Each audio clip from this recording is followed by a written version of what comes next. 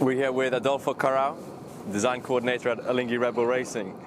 So you had a few new components on the water today, new M1, J1, and obviously your new foil for testing. So what were your first impressions on the performance of the foil? It was good. Today was a bit of a commissioning. It was a bit of fast commissioning, but we did first check the structurally and the mechanics of the foil were working as intended, and then we had a long day just going through the typical, going through the settings, different boat speeds and cants and pitch. So typical settings that you try on the foils just to see how it behaves, and comparing against the other foil, which we know already much better. So I think as a first day it was pretty successful. Yeah, you've got over 50 miles and almost 5 hours of data to go through now. Yeah. So you chose a day with more October-like conditions today. Southeast wind and an east swell. Normal for Barcelona that the waves and the wind aren't in the same direction. Was this what you're hoping for a testing day? We were really lucky with the conditions, because they were as challenging as it gets, and that's what we want to test with the new foil.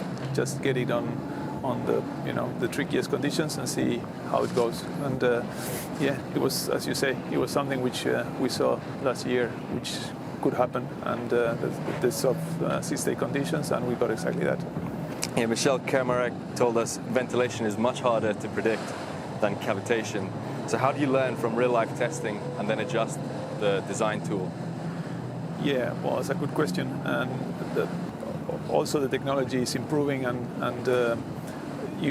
in the past cavitation was hard to predict. Then we managed to predict that pretty well. Now same is happening with ventilation. The tools are getting better and better, and that's a bit what we're trying to do in the water, is really get the foil in different situations, so then we can replicate with the tools and see how good we are at predicting. That's what you do with the AC40 release, just validation, tool validation.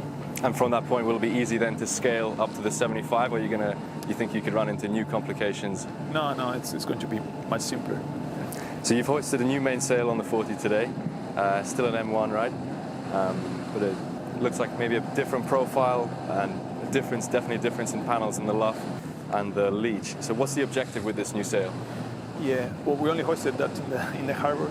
Then we went with a one design mainsail away. That's because with the 75 we can only use legacy sails. That's a first design completely done by our designers, and yeah, we're just trying different structure layouts and just to see how they go and see how well that could scale up to the 75. Perfect. Thank you for your time. Okay, thank you.